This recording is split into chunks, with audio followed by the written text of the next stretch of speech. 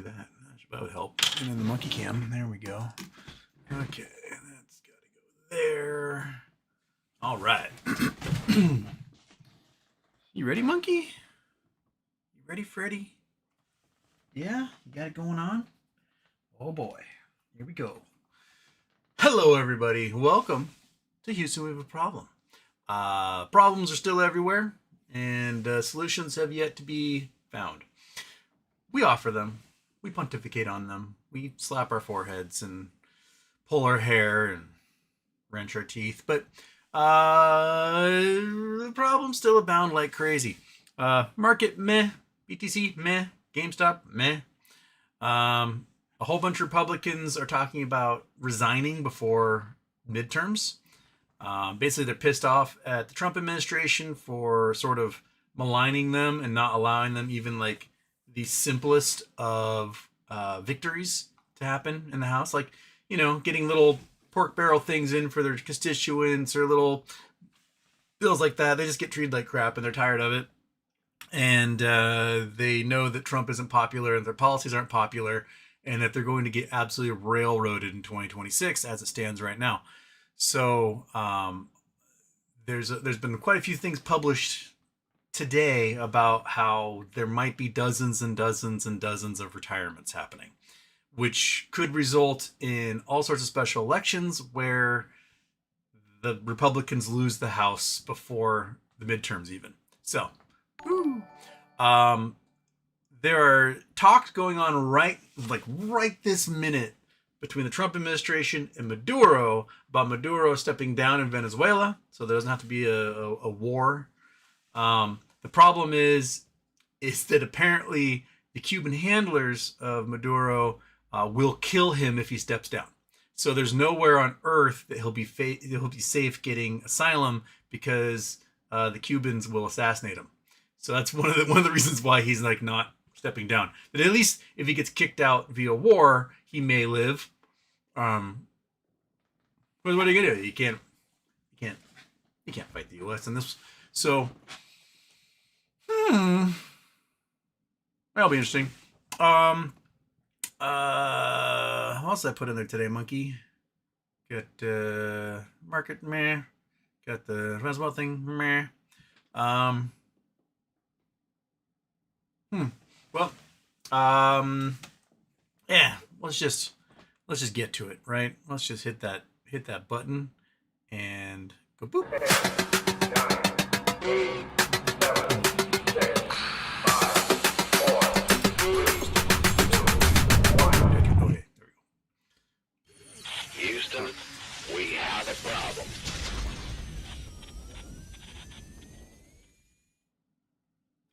And off.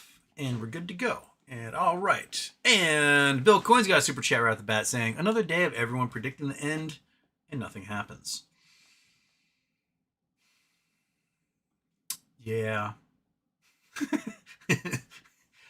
I mean,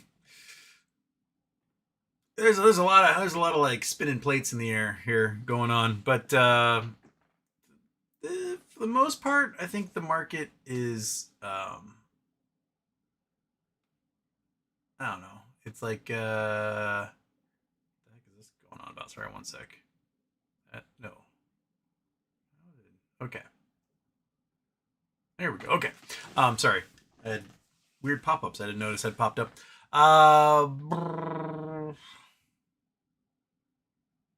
Regardless, things are weird, and they will maintain weirdness for quite some time. I do think that unless we have some like serious come to Jesus moment as a nation, that the American experiment may be over. Oh, one thing I forgot to put in there is that the Letitia James and the Comey cases were tossed largely because the prosecutor who brought the case was illegally appointed and not actually working for the government. So the government has 30 days to find a prosecutor who's legitimate to bring those cases, or else they can no longer bring those cases. One of the big problems is that a whole bunch of competent actual prosecutors for the U.S. government who were appointed legally refused to do those cases, and a lot of them quit because they're like, this is bullshit, and if I bring this case, I am going to lose my law license, which is likely what's going to happen with the prosecutor in this. So that combined with the fact that a whole bunch of senators and Congress people, military veterans who are Democrats, made a video last week. They're like, hey, it is your duty to refuse illegal orders. If you are given illegal orders, you must refuse them. And Republicans are trying to paint this as if this was Democrats telling service members to refuse all orders. No, just to refuse illegal ones. Your job is to refuse illegal orders. Otherwise, you might go to prison for it. It's in the Constitution. It's in the Uniform Military Code of Justice. And so the Pentagon announced today that they're investigating Senator Mark Kelly for sedition or whatever. The problem is that the Pentagon doesn't have the authority to investigate Mark Kelly. So what they're doing now is like they're going to recall him, force him to come back into the Navy because he was a Navy pilot and then an astronaut, and then they'll court-martial him. Which is not, like, for fuck's sake, dudes. Like, talk about your most desperate Hail Marys that you could possibly think of. And, yeah. Just wild stuff. Super chat from Jonathan Payne. You must read Murderland about serial killers from Pacific Northwest coming from lead poisoning from smelters. Great opening CHP on geography of Seattle and how moving plates created a very unique time bomb. Well, the Northwest was the serial killer capital of the world. I don't know if you guys realize this, but in the 70s and 80s, there were basement incels who were out there just murdering like nobody's business. And I hadn't heard about the aluminum smelters aspect of it, but Alcoa and Kaiser, they had the huge aluminum smelters in like Tacoma especially. And a lot of the murderers came from Tacoma, Federal Way, Kent Valley, where the wind blows from the south up. So that makes sense. A large thought was that a lot of these serial killers basically found other hobbies, namely violent video games, internet trolling, stuff that like keep you occupied where you don't go out and just like murder a whole bunch of prostitutes. That's interesting. Like, because Seattle's it's cold, it's dark, it's wet for most of the year. You're in your basement. You either play your guitar all the time and become a rock star, or you just go to SeaTac and start murdering streetwalkers. And that seemed to be very much the MO in the 70s and 80s. And then it just kind of stopped. And I mean, really kind of, we didn't have much serial killer stuff after they took lead out of gasoline. The Alcoa plants, the big smelters, they all kind of shut down around the time California had its energy crisis. So you remember in the early 2000s, Enron gamed the whole energy market, and energy prices in California just went through the stratosphere because California was stupid and deregulated their energy market. And so like people, like homes were paying like $2,000 a month for electricity. Well, big use of electricity because you need to use electricity to smelt bauxite into aluminum. So bauxite gets mined all over the world, but Washington State has the cheapest electricity in North America, so all that ore would be brought here, and then they would make the aluminum out of it. And they would purchase in bulk, electricity futures from the power generation plants. So you'd purchase like 10 years out. And smelters like Alcoa discovered, hey, we can actually sell our electricity futures to California right now and make more money from that than we do producing aluminum at these smelters. And so that sort of spelled the end for the aluminum smelting industry here in the Pacific Northwest. And that was around 2000, 2002, so, and when Enron was doing their shit. And there hasn't been much Like, I think the only metalworks I can think of is the big steel recycling mill, sort of West Seattle-ish. I can't remember their name. I don't know if there's any other big metal companies still in the Northwest. But, Murderland. Write that one down. Murderland.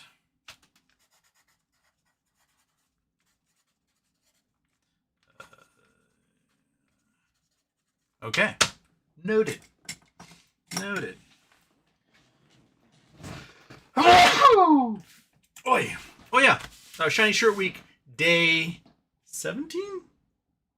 14 Friday, 15 Saturday, 16. Yeah, day 17.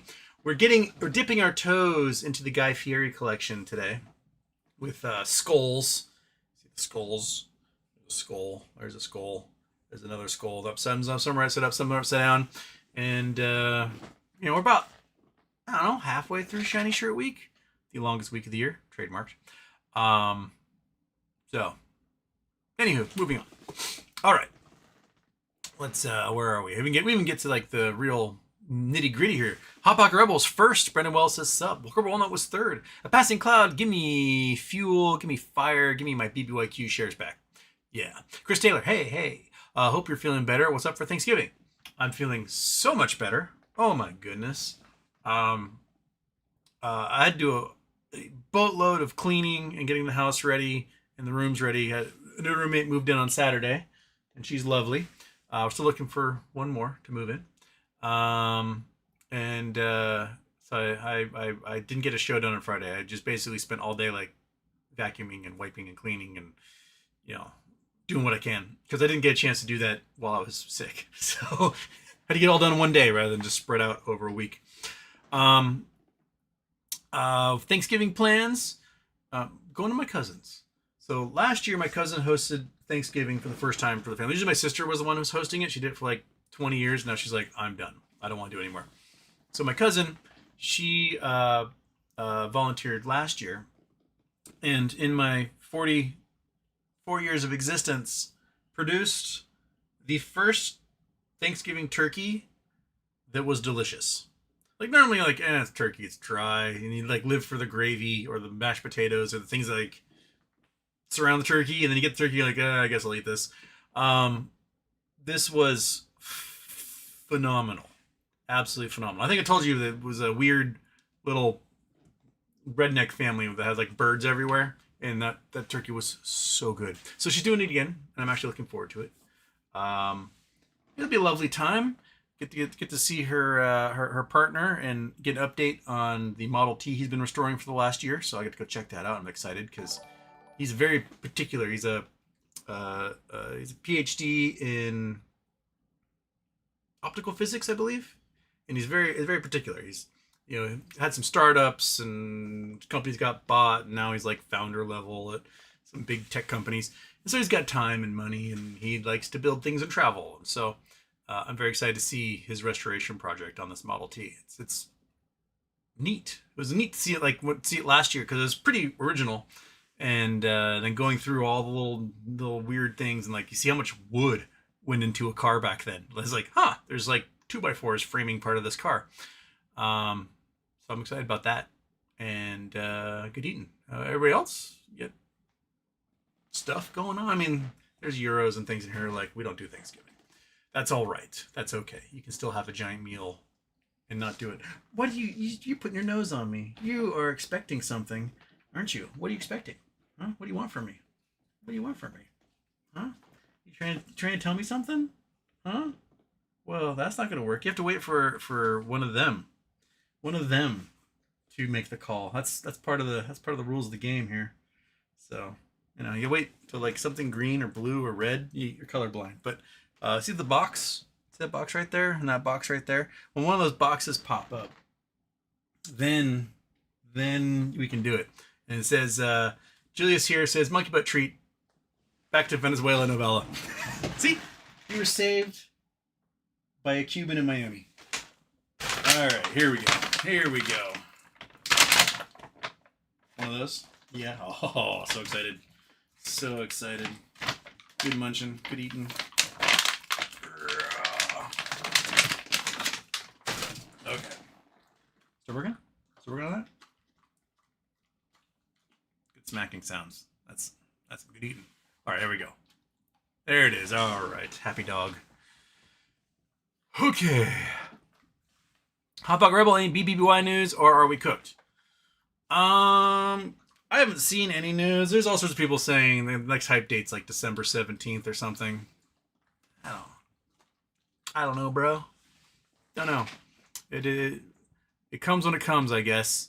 There's still Knowles in play, so it'll take as long as it takes. With Washington Mutual, I think it was 08 to what?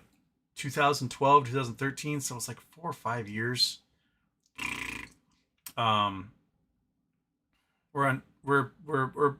We crossed year 2. We're at 2.5 years, right? Since bankruptcy. About to be 3 years come April. So just it's off there somewhere. Ryan Cohen wants to be awesome and get everyone's good graces again, because a lot of people are just really tired of the bullshit. And the fact that, like, their stock is down, what, 35% on the year? Something like that. You get $10 billion in cash, dude. You know, I know there's lots of talk about, hey, you wait for the market to absolutely collapse and then go in and buy discounts. I get that. But deals still can be made. It's not stopping, Paramount from trying to merge with Warner Brothers. They're not waiting for the market to collapse. They're going to go do it anyway.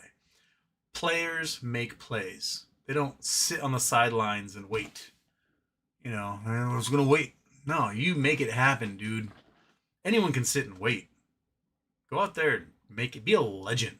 Go be a legend. Don't just pretend you're a legend and have everyone be like, oh, he's a legend. If you don't call him a legend, you're a shill. No, just fucking do something. Right? Right, monkey?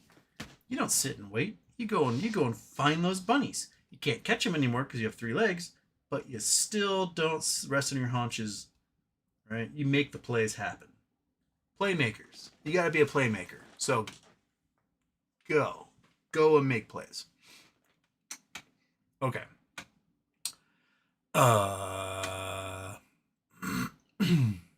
Corporal Walnut, I don't even care about Bobby money. I just want to know I was right. That's kind of fun. Chris Taylor, how about that reaction or lack of to NVIDIA earnings? Yeah, I mean, NVIDIA beat earnings. It went but not too big and then everything just kind of because I think now the mainstream market folks are clued into this incestuous passing of the money between all these big tech companies, between the software guys, the chip guys, and the AI guys. And that passing around of the money isn't actual revenue generation. It's just IOUs going back and forth around everything, boosting those dollars, or boosting the appearance of those dollars. Like, hey, we made $10 billion. Hey, we made $10 billion. Hey, we made $10 billion. When really, the out costs, like, if you receive $10 billion and then you give somebody $10 billion, you did not make $10 billion. It just passed through you. You were just a middleman in this route. So that's not profit. And then showing that NVIDIA, has made $205 billion in the last 20 years of profit, but then spent $117 billion on that in stock buybacks, shows that they don't actually have the revenue stream or the profits available to be worth what the market is making them worth at the moment. So it's weird.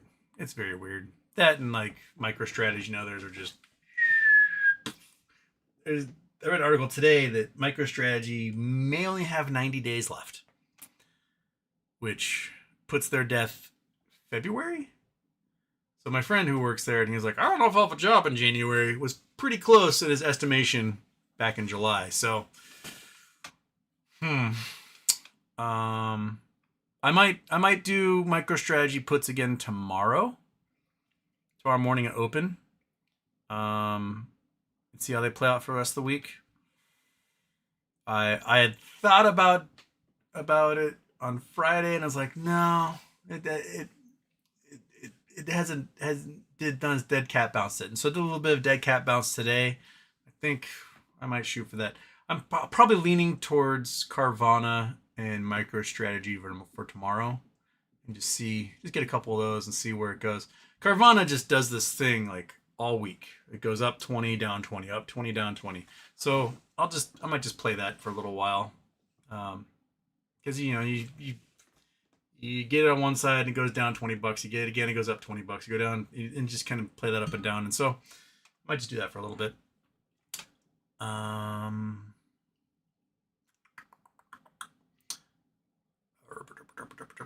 corporate walnut. How old is Fat Cat? Indeterminate. They estimated he was about 4 when I got him in 2019, so that puts him at Monkey Butt's age, 10 years old. But we won't know for sure because I adopted him from a pound, and yeah, so 10-ish. And there is a new cat living in the house. I don't know if that cat will ever make an appearance because it's been told it's scared of everything and doesn't leave the room. But there is a new cat in the house. It may someday show up here. I don't know. We'll find out. I have not even met the new cat yet. It is somewhere upstairs, hiding from everybody. But yes, there's a new cat in the house. And the fat cat was like, "Ooh, I smell female cat," but he couldn't get to that cat. So she is a schmoozer.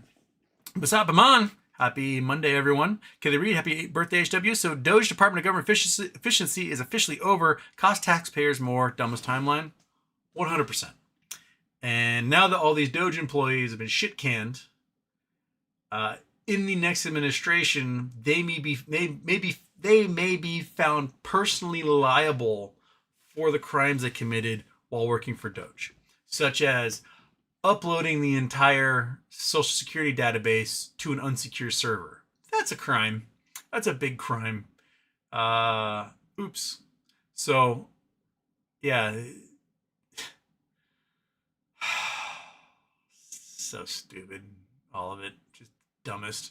ECB, Japan carry trade spicy. Japan draws a line. Time to increase interest rates. In order to avoid the carry trades happening, we may have to raise interest rates to like 7%. That might stave off an absolute outflow of capital from the U.S. markets. Yeah.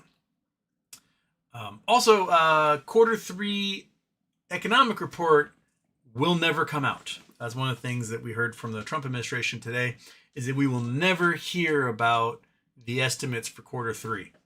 Ever. That bodes well. That bodes real well for the government here.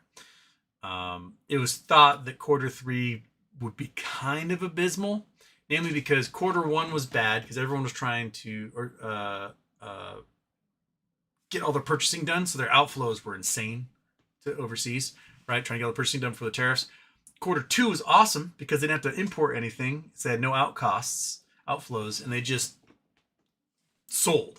And so Q2 was like, oh man, we're making money. And Q3, all the tariffs came back online again, and everything got expensive, and no one was buying anything. So sales were probably down, and costs were up. So my guess is Q3 is probably little to negative growth. So maybe fraction of a percent growth or negative growth, putting us in recession territory once again. And then the number of job losses happening right now and layoffs are definitely recession level layoffs. So they're just not going to put those numbers together and not release them. Sounds bad to me. Cube Rubric, happy birthday. Are you good at word games, Wordle, connections, crosswords? I'm okay at Wordle. I am terrible at crosswords. I'm terrible at anagrams. I'm shit at anagrams. I'm so bad. Word jumbles, meh. But no, I have an absolute weakness like blind spot when it comes to a lot of word puzzles. That's not where my genius lies. Number puzzles, I'm really good. There's not a Sudoku in the world I can't solve. It's easy as shit. I think you guys saw me in my solitaire genius. I am incredible. So I am among probably the top 100 solitaire players on Earth. That's where my genius lies. With word games, I'm terrible. I remember on a flight, I was as Air Canada. I think is when I went to London. So I went to London, and on my flight back, which was London to Vancouver, I believe. They got the screens on the back of the seat, and you can watch movies or whatever. And I was like, they're not movies I don't watch. So I was playing. They had all sorts of games, and you could play a lot of the games against the other people on the. It was a big 747, so it was like 300-400 people on the flight, and they had a trivia game. It's like Jeopardy type thing, and you answer the trivia questions as fast as you can, and how many you get right, and you get ranked. And I was number 1 on that flight. Out of like the hundreds of people that played the game, I dominated. I could have crushed everybody on that plane, and I did. And then there were 2 games that I am so bad at. One was you get a word, and you had to make as many words out of that word as you possibly could. I don't know what the name of the game is called. And I sucked. Absolutely sucked. And there's this little Indian man. He was pretty cool. He was a math professor from University College London. And he saw me struggling with this thing, and he's just like, you can make the word there, them, that, this. I'm like, God, thank you. Thank you. And then there was another game, which was, what do they call it, Monkey? Not hidden image, like Find It or whatever. You get like a picture of a big messy garage and asks you like find the kitten, and you like look for the kitten, or find the beer bottle or whatever. I am struggling. I could never be a detective because I would not find the fucking clues. I'm there this toddler game, and I cannot find the kitten. And the Indian guy's like, it's right there. I'm like, God damn it. So, trivia, awesome. Numbers, awesome. Solitaire, awesome. Words and finding things in an image, no. I am pathetic at that. And that's one thing I discovered too. Like, you ever done Mensa puzzles? So when I was in 7th grade, so I was like advanced math, whatever. I was doing high school math as a 6th grader, and then all of a sudden they canceled the advanced math programs, and they put me back in with 6th grader math, which I did in like way back in elementary school. 7th grade math with all the 7th graders, and I just shut down. I was like, I'm not fucking doing this again. This is like learning that X is a variable. This is bullshit. I refuse. I passed this class 5 years ago. I ain't doing it. And so like the school wanted to like hold me back or whatever. And my mom made the school give me an IQ test. So I did this IQ test. Just prove I'm not a moron. And I got the official results, and I qualified to join Mensa. My mom's like, why'd you join Mensa? So I joined Mensa. And I did not like Mensa. Mensa was awful. I don't know if any of you have ever joined Mensa. I hope your experience wasn't as awful as mine. But if you join Mensa, you take like a Tuesday night, and you go hang out with the Mensa people. And you solve puzzles. I love puzzles. I love doing it. The problem was, it was a room full of people who like sniffing their own farts. And I mean, there's literally a dude who had a necklace with his IQ number in gold. I was like, what the fuck is this all about? This is weird. And like you pay $50 a year for someone to tell you that you're smart. And I'm like, this seems kind of dumb. Like, why do I have to pay somebody to, I don't know, like, oh no, if you pay $50, you're the smart one. It just seemed like a scam to me. But the Mensa puzzles are broken into 2 categories. Maybe 3 categories. You got your numbers puzzles, you have your visual puzzles, and then you have, like, a lot of them are like geometric and things like that, like tessellations and whatnot. And then you have your word anagram puzzles. And fuck, I'm so bad at them. So bad. I still have, I think it might be my mom's house. I still have like this card deck of Mensa puzzles. and I can do all the puzzles except for the word ones. Some of the word ones don't even click in my brain. I don't understand what they're asking of me. They're like, find the similarities between these 10 words, and I cannot find the similarities among them at all. I'm like, patio chair, golf course, astronaut, cummerbund, distillate, and French. I'm like, what the fuck? How? No, I don't know what the hell you guys are talking about. But there are word people out there who get. My best friend in the entire world is an anagram genius, and he writes the crossword puzzle for Brewing News. He's a beer brewer, and you give him a word puzzle, and it just makes sense to him. Like, I watch Jeopardy. Jeopardy will have like word puzzles as part of their riddles, their Jeopardy answers, and no, I bomb those every single time, So, sorry, Cube Rubric, I suck at them. I'm okay at Wordle. That one is like a process of elimination game. It's like less word and more my starter word is always farts. That's the one I start with because you have 5 letters, right? So I do farts, and that gives you A, which is a common word, R, which is a common word, S that's a common word, and T that's a common word, and F isn't that common. But usually if F triggers in there and you can figure out where it is, then you can kind of figure out the word is because it's a rare word. So that one's easier because that's more process elimination, and I'm better at that. But no, crosswords, I suck. One of my mom's best friends, Penelope, as we call her, she is a professional crossword puzzle. Like, she does like the pro crossword puzzles. And I remember her coming and visiting when I was in high school, and she'd go to my mom's patio, and she'd light a cigarette, put it in her mouth, and before the cigarette was done, she'd finish the New York crossword puzzle. And then there was that Will Short documentary about crosswords. Jon Stewart was in it and everything, and they go to like a crossword championship, and as someone's being interviewed, you can see Penelope in the background filling out a crossword puzzle in like 40 seconds. I can't do that. It's phenomenal, and I am in awe of folks who can. Everyone has their little areas where they have a genius.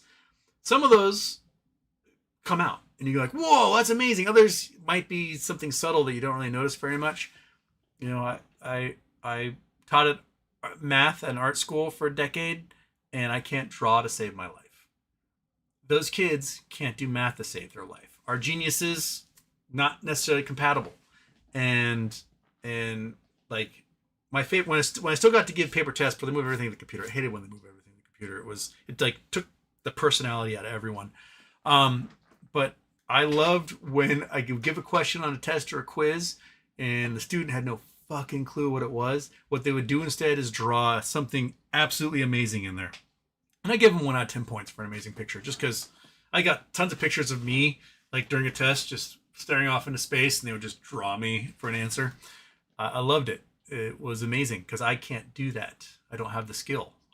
It's not in me. So I appreciate that all of you, well, not all of you, maybe like 95% of you, because there's 5% of you that are just dumb in all aspects. But 95% of you do have some genius somewhere in you. You can do something that is profound, that is like Da Vinci level genius, whether it's drawing, whether it's memorization, whether it's playing a sport, whether it's an instrument. There's something in there. You can find it. Even if you're the biggest, dumbest, worst asshole I've ever met in my life, you do have some weird little genius in you that I go, huh, how about that? And for me, it is not word games. Okay, enough about that. Kerber Walnut, what's our next meme stock, penny stock, whatever? Let's start researching. Tootsie Roll. Because Tootsie Roll always defies market crashes. It is like 100% negative beta during market crash. Go with that. Jason Blackwell, hey Houston, I'm inventing an alarm clock that uses the sound of cat puking. Nothing gets you out of bed quicker. Did you think of that one because I crushed you in fantasy football this week? I was expecting to. For some reason, somehow I did, and I feel good about it. Chuba Batman. I adopted him. Lovely cat. Was dry heaving and puking like and for like a month, and I would run through the house. I'd take him and like throw him in the bathtub, and he would just be like, and nothing would come out at all. So finally, I called the vet. I'm like, dude, I think this cat has a hairball the size of a football inside of him, and he can't get it out. Let's figure this out. And we take him, and all it takes is like stethoscope, and the vet goes, oh, he has asthma, and now he's got to take steroids. So he wasn't dry heaving, he was coughing, and I was. So now, like, my dry heave button is completely broken. The fact that I've had other cats live in the house, and they start like, right? And I don't even respond, and then they puke on the carpet. I'm like, fuck. Because the cat, Batman broke my sensor. Like, it just popped the circuit, and it doesn't work anymore. But yeah. Citizen 4, Deluge Republicans supposedly resigning after MTG resignation. Is this real, or is this saving themselves from their own Nuremberg trials? Probably yes to both. If you are out, then you are not responsible for what happens. And when you lose power and they come for your heads, which Democrats never come for their heads. They're always like, let's let bygones be bygones, and we don't want to make a. Truth and reconciliation requires some people to just be in order for it to work. Jose Productions. How is the sun's atmosphere up to 5 times hotter than the surface? Happy birthday. Has to do with the way excited particles leave and get trapped inside of magnetic fields. So basically, super high energy particles, they're forming inside, but there's also not high energy particles inside, and they're escaping. And they're getting trapped in magnetic fields. And as they get trapped in magnetic fields, they are how do I put this? How do I put this, monkey? The fact that like they're concentrating the highest energies into like they're distilling the highest energies down to what's trapped in these magnetic fields, while the less energetic particles are able to leave the magnetosphere. That's the best way I can describe that. It'd be like it's like, you know how ice can sublimate? I mean, you got ice. It's cold as shit outside. It's not warm, but the ice just starts disappearing. Like, it just starts evaporating. You're like, that doesn't make sense. It's going from ice to vapor and disappearing. That's because the energy level of a piece of matter is based on probability. So when the temperature gets cold, the probability of everything turning into ice is very high. But if it stays cold, there's the outside probability that for some reason the energy state of one of those little molecules of water goes higher than the ice, than the freezing temperature, and it just evaporates. So that's sublimation. It sublimates out. Imagine now you've got a bunch of ice, and all the water vapor that sublimates gets trapped in a magnetic field. And so you look at it and you're like, why is this energetic water vapor hotter than the source, which is the ice? And that's kind of a really terrible way of explaining it, but that's the best way I can do it in my head to try and make it make sense for you. It's concentrating the highest energy particles into a finite region versus the inside of the star, which has the hot particles are only the ones that are exploding, and all the other ones are fusing, I guess, and all the other ones just aren't there yet. So those ones that fuse generate energetic particles that want to get the fuck out, and then they get trapped in the magnetic fields and they get stuck there. So I hope that works. I don't know if that explanation worked for people. I hope it does.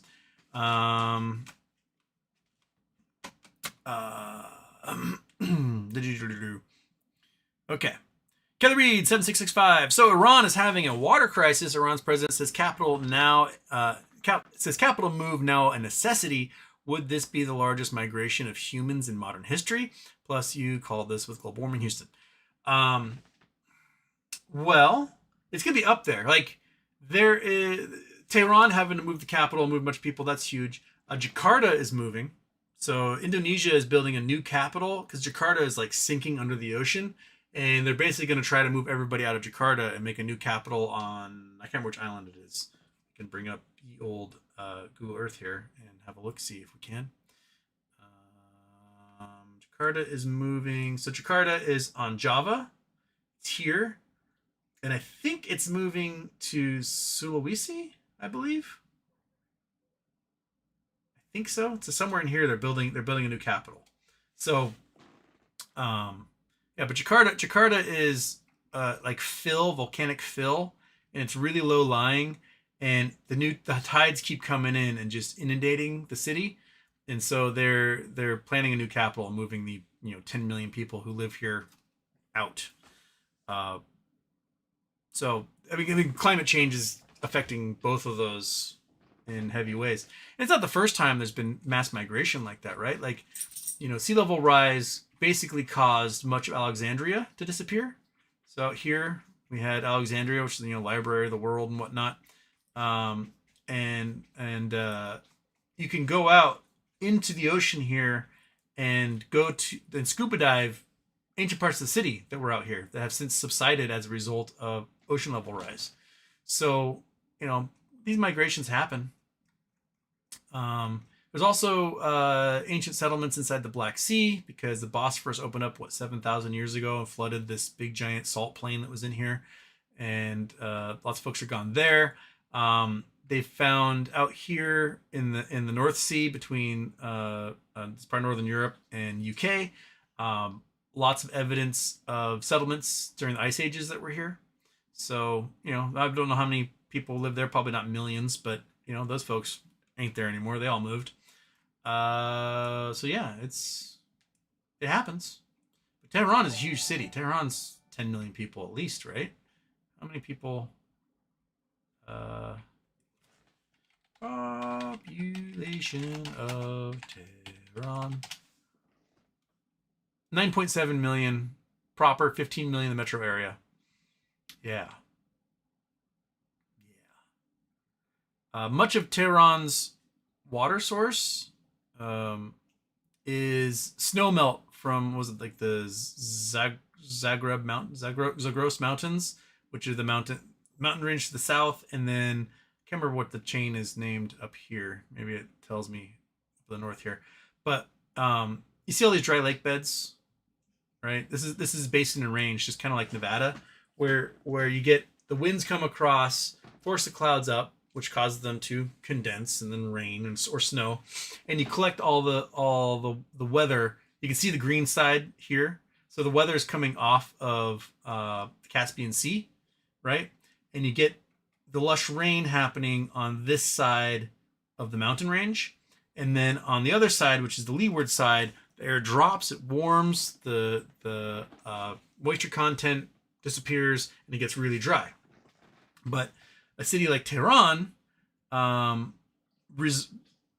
requires the snow melt from this side of the mountains basically coming down and filling up the city.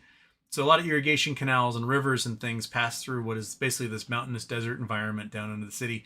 And what they aren't getting anymore is adequate rainfall.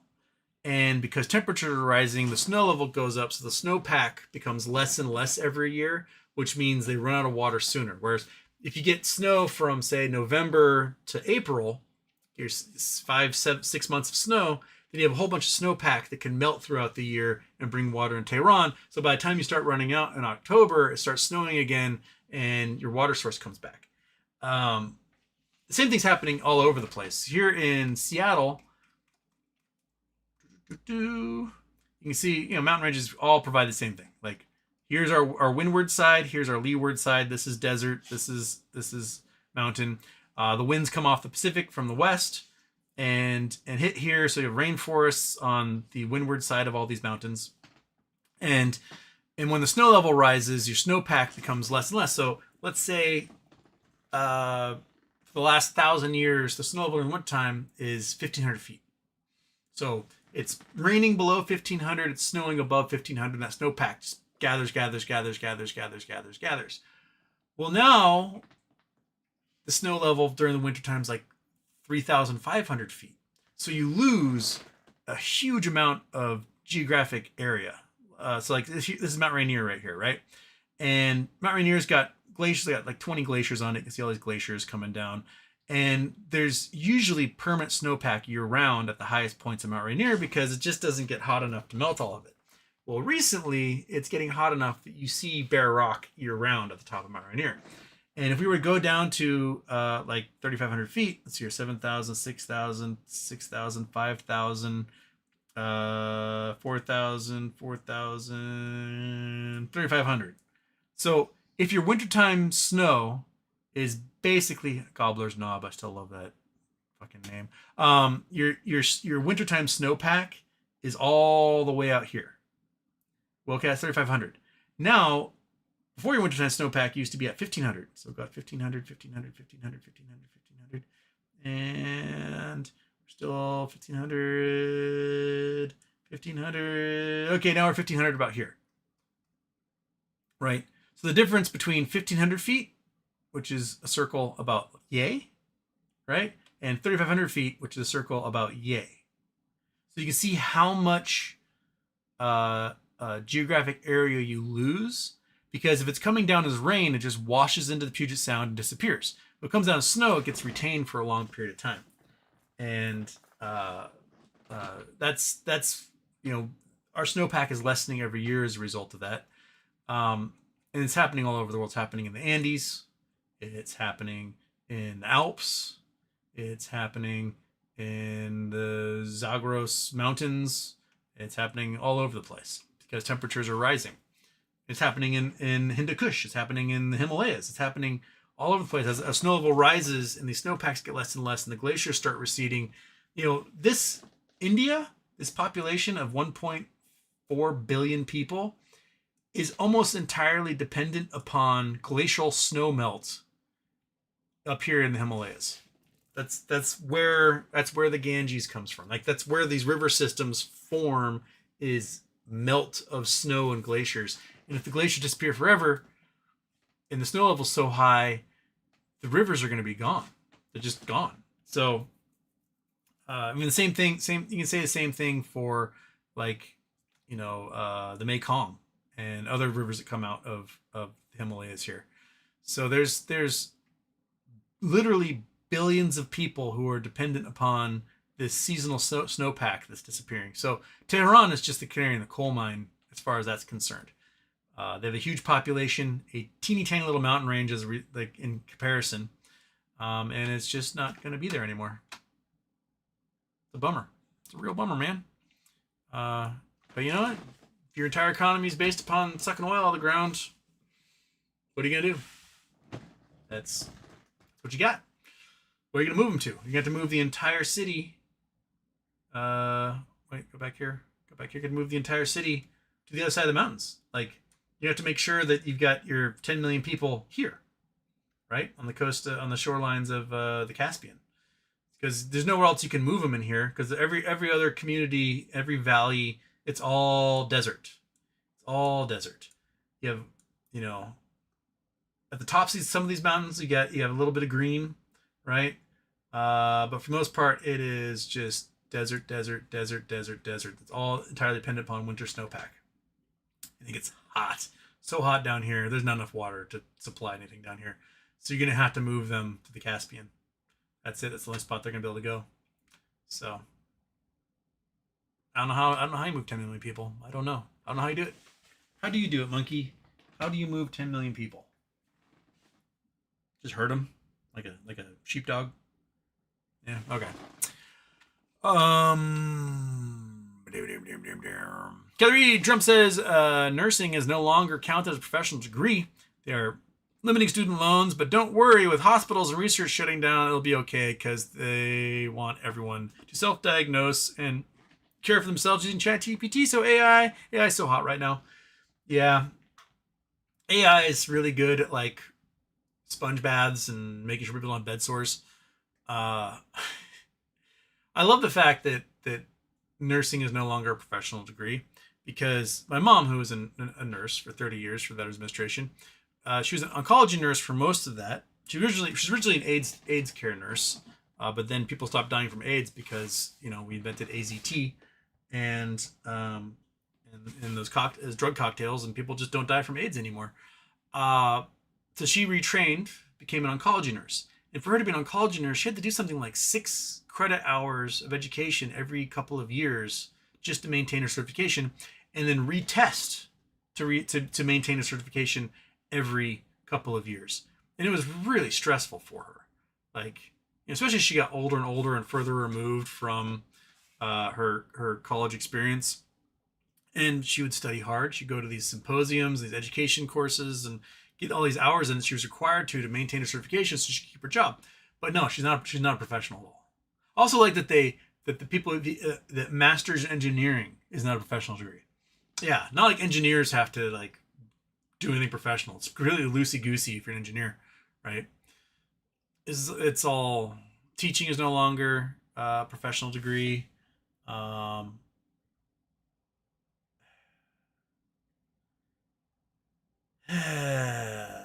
They want you dumb, poor, broke, and injured. That's it. That's how you are useful for them. Because if you're dumb, broke, poor, and injured, you're desperate. And if you're desperate, you'll do anything to survive. And if you're willing to do anything to survive, then they can exploit you like they do in a Chinese factory where you're working 16-hour days, 6 days a week, and living in company dorms, using the company store. You're just a drone. That's what they want out of you. And so if they make school impossible, right, then they can hire H-1B visa people for a little bit cheaper than the Americans would be. And then they bring them in and they turn their families into drones, right? And then you're all like putting together cell phones in some factory in Ohio for like 80 hours a week, and then you die. And so that's what they want out of you. And that's what they're going to get. So trust me, it's going to take 50 to 80 years to fix all the fucking shit this administration has destroyed in the last 10 months. That's where we are. So okay. Oh shoot, that just reset. Dig their doink, eat some old spam. Put that here. I still need to redo that thing. $4.99. Eat. If you don't know, spam can that is over my shoulder here, right there, is 29 to 30 years old, and if I get $7,142.85, I'll eat that can of spam. That's $5,000 minus the 30% cut YouTube takes with super chats, and yeah. So there. And people have been paying for me not to eat the spam, which removes that from the total. Infinite money glitch.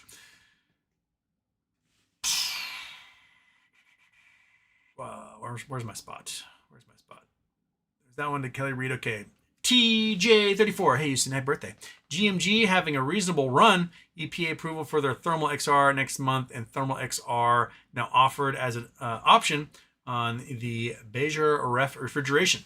The Thermal XR is a paint that GMG came up with. So GMG is a company that's formed out of inventions that come from the University of Queensland, and their first big thing is their aluminum ion battery packs, which are scaling up as their factory progresses. And then, so they can do solid state batteries, which have like 10 times the energy storage of current lithium ion with like 1/100th the charge time. Their Thermal XR is a paint that apparently is like incredibly insulative and is able to like reflect back like 99.9% of all light. It's pretty neat, and so it's going to be used in all sorts of ways. So it's, yeah, once it gets EPA approval, then all of a sudden it's going to be in all sorts of products being used in all sorts of ways I can't even imagine. Teddy B 4168. Do you ever check Morningstar reports? Many of the top stocks they say are undervalued, like AMD, Nvidia, Google, Microsoft. They do say Costco is highly overvalued now. There's also a bull case. I can't imagine that Nvidia is undervalued and that Costco is overvalued. That doesn't make any sense to me. I'd look at Morningstar, not usually for those reports. I usually look at Morningstar to get how many funds and institutions and insiders own a stock to figure out kind of what the short and estimate what I think the short interest might be on them. But yeah, I don't think you can trust Morningstar saying that Nvidia is overvalued or undervalued. Carolina 92861. Campbell's Soup uses 3D printed chicken. Yummy. Really? Are we at the point that 3D printed chicken is actually happening? That was all like still in university labs. 3D printed chicken. Campbell's Soup. Bioengineered meat chicken from 3D printer. Employee secretly recorded Campbell's Soup VP. He says, Campbell's Soup at risk of being shut down in Florida after secret audio. Oh, this came out just in the last day. Leaked recording reveals Campbell's exec's sickening remarks about iconic soup. Let's read this one together. I am currently fascinated. Turn off the Chrome. Turn off that. No, turn on the Chrome. Turn off the Google Earth. Yes, that's what we want. Okay, here we go. All right. So, Florida Attorney General said he will shut down violators of the state's law on lab-grown meat after launching an investigation at Campbell's over a secret recording of an executive at the company. We don't do the fake lab-grown meat here in Florida. We'll enforce the law and shut down. Florida Attorney General James Oltmeyer said on X. Oltmeyer said the state's Consumer Protection Division is launching an investigation of the company. WDIV broadcast portions of the recording. In the recording, a speaker identified as Campbell's Vice President and Chief Information Security Officer, Martin Bailey, is heard saying, "We have shit for fucking poor people who buys our shit. I don't buy Campbell's products barely anymore. It's not healthy now that I know what the fuck is in it," the speaker said. The speaker also referenced bioengineered meat, saying, "I don't want to eat a fucking piece of chicken that came from a 3D printer. We use 100% real chicken in our soups." James F. Reagan, Director of External Communications at Campbell's, told Newsweek, "Chicken meat comes from long trusted USDA-approved U.S. suppliers, and meats are high-quality standards. All the soups are made with no antibiotics ever. Chicken meat. And any claims to the contrary are completely false." Why it matters. The development and sale of lab-grown meat is banned in 7 states, according to the South Carolina Daily Gazette. Florida's ban was signed into law last year. Today, Florida is fighting back against the global elites' plan to force the world to eat meat grown in a petri dish or bugs to achieve their authoritarian goals, Florida Governor Ron DeSantis said in a statement last year in the legislation signing. "Our administration will continue to focus on investing our local farmers, ranchers, and we will save our beef." I've never had, as far as I know, lab-grown meat. I've heard that it tastes exactly the same. I don't know if I know the difference. I don't know if I had a Campbell's soup recently. I've had Campbell's tomato soup. I buy those in bulk because I like my grilled cheese sandwiches with my tomato soup. But that doesn't have any meat in it. Monkey, would you know the difference? I don't think you'd care. As long as it's got something chewy, you'd eat it. Interesting. Okay. Anyone messaging me important right now? Come on. My gosh. Boom.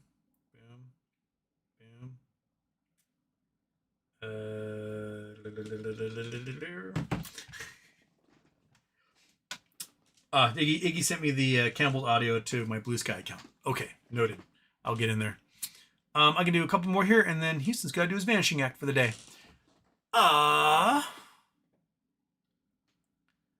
Teddy, play devil's advocate for a moment and talk about the bull case for markets right now. I can't think of a bull case. I mean, I could try.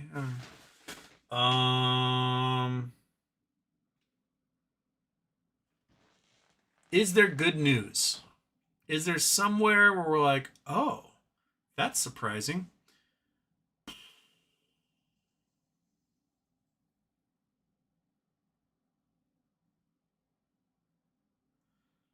I mean, they can grow the AI bubble more. I think there's more time left in how big that bubble is going to be.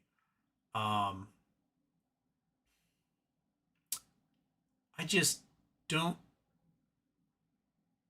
know. I don't know how long it's going to be, and I guess if you can keep announcing like, hey, you're past the same $10 billion around, and the market really doesn't care yet until everything's gone.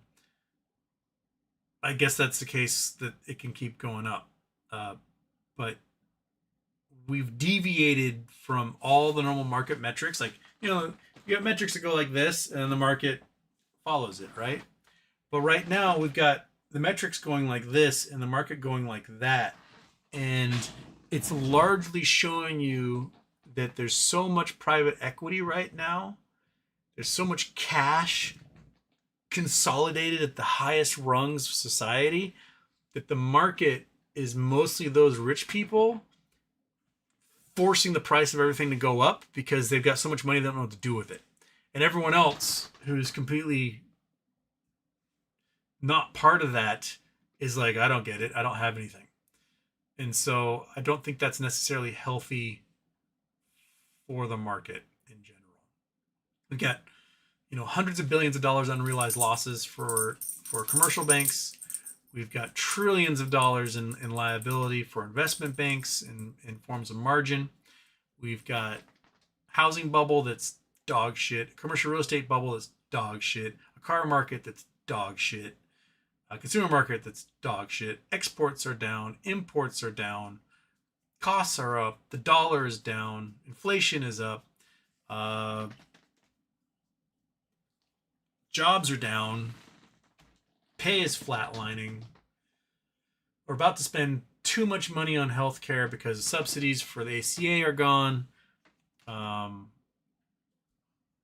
honestly, it's like our cattle producers aren't producing cattle. They're shutting down meatpacking plants. Our farmers are 1 in 3 farmers are likely to go bankrupt the next year. I don't see a bull case. All I see is the AI bubble can be extended. That's it. And I don't think that's a sustainable model for which our economy should be built on, is that, hey, AI is going to do everything and none of you are going to have a job. That's not going to bode well for companies and their actual bottom lines in the end if they don't have people who can buy their products, because everything is, AI. AI is not going to go out and buy underwear. AI is not going to buy an Apple. AI is not going to go out to dinner or see the movies. So I don't know. I don't know, buddy. Anywho, see you guys tomorrow. Have a great night. And because wintertime, see how dark it is out there all of a sudden? It's 4:30 afternoon. It's freaking dark outside. Absolutely miserable. So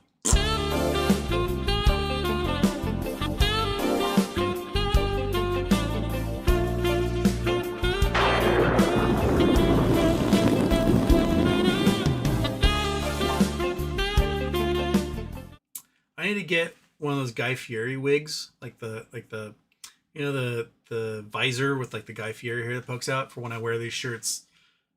Right? That would work. Okay.